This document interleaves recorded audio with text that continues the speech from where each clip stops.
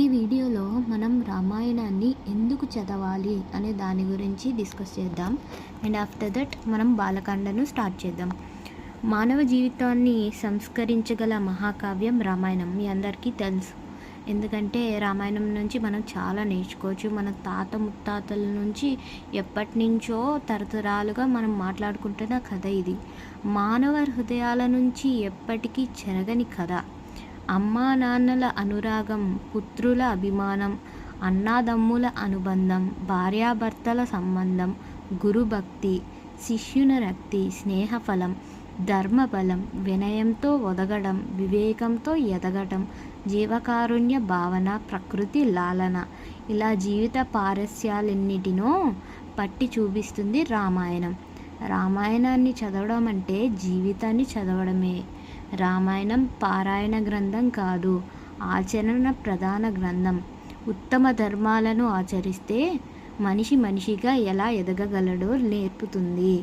దీన్ని బట్టి మనం ఏం తెలుసుకోవచ్చు అంటే, గురు పట్ల మనం భక్తిని ఎలా చూపాలి, ఎలా ఎదగాలి, అండ్ స్నేహఫలం, మంచివారితో స్నేహం ఎలా ఉంటుంది, ధర్మబలం, ధర్మాన్ని పాటిస్తే మనకి ఏమేం మంచి జరుగుతుంది, ధర్మంతో నడవడం వల్ల మన జీవితం ఎలా మారుతుంది, అండ్ భార్యాభర్తల సంబంధం, భార్యాభర్తలు అనేవారు ఎలా ఉంటారు, వాళ్ళ మధ్య ఎంత స్ట్రాంగ్ రిలేషన్షిప్ ఉంటుంది అనేది తెలుస్తుంది. ఇంకా అన్నదమ్ముల అనుబంధం, అన్నదమ్ములు అనేవాళ్ళు వాళ్ళ యొక్క రిలేషన్షిప్ ఎలా ఉంటుంది, ఎంత స్ట్రాంగ్గా ఉంటుంది, వాళ్ళ నుంచి మనం రామలక్ష్మణుల నుంచి మనం ఏం నేర్చుకోగలుగుతాం, ఎలా ఉంటే మన రిలేషన్షిప్స్ అనేవి స్ట్రాంగ్గా నిలబడతాయి అనేది ఈ రామాయణం ద్వారా తెలుసుకోవచ్చు అన్నమాట.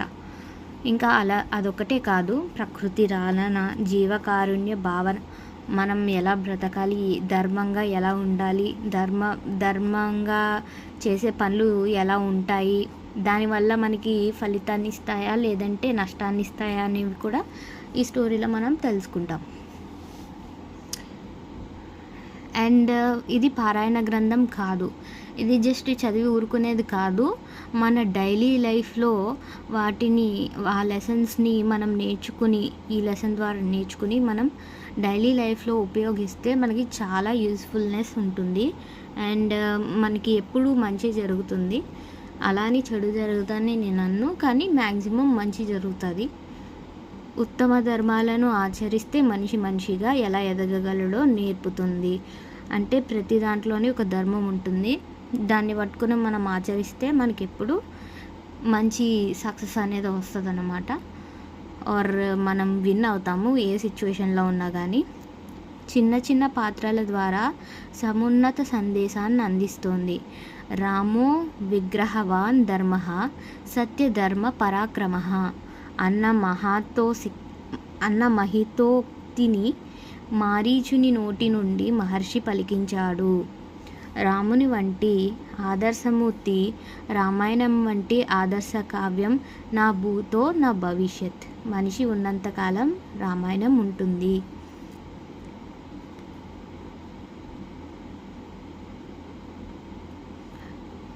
ప్రపంచ సాహిత్యంలోనే ఆది కావ్యం రామాయణం. వాల్మీకి మహర్షి దీన్ని రచించి ఆది కవిగా కీర్తి పొందాడు. వాల్మీకి గారు యాక్చువల్లీ మహర్షి అన్నమాట. అయితే దీన్ని రచించడం వలన ఆయనకి ఇంకా పేరు వచ్చి ఆది కవిగా కీర్తిని పొందారు. ఇక్కడ ఏంటంటే రామాయణం అనేది ఒక ఆది కావ్యం అన్నమాట. రామాయణం, పాలస్త్యవధ, సీతాయాశ్చరితం, మహత్ అనే 3 పేర్లు దీనికి ఉన్నాయి. 6 కాండాల విభాగంతో 24,000 శ్లోకాలతో సంస్కృత భాషలో సాగిన రచన ఇది. యాక్చువల్లీ సంస్కృతంలో 24,000 శ్లోకాలతో ఉంటుందన్నమాట. ఇది మీరు అండర్లైన్ చేసుకోవాలి. ఏంటంటే ఇలాంటి పాయింట్స్ అనేవి మీరు బాగా గుర్తుపెట్టుకుంటే మీరు ఎగ్జామ్లో హైలైట్ చేయొచ్చు కొన్ని పాయింట్స్. రామాయణం అనేది సంస్కృతంలో 24,000 శ్లోకాలతో సంస్కృత భాషలో సాగిన రచన కథ అనమాట. రచించిన ఇది తర్వాత కాలంలో ఎన్నో రామాయణాలు వచ్చాయి. తర్వాత ఎవరెవరో రచించారు. కానీ మన దేశంలోనే కాదు, ప్రపంచంలోని పలు దేశాల్లో ఈ రామాయణ కథ మనకు కనిపిస్తుంది. వారి వారి ప్రతిభను అనుసరించి వాల్మీకి కథకు జోడింపులు చేసిన కవులు ఉన్నారు. అంటే ఆదికవి వాల్మీకి గారు రచించిన కథకి ఇంకా ఎక్స్ట్రా యాడ్ చేసి రచించిన వాళ్ళు కూడా ఉన్నారంట. అవే నిజం అన్నంతగా ప్రచారం పొందాయి కొన్ని సంఘటనలు.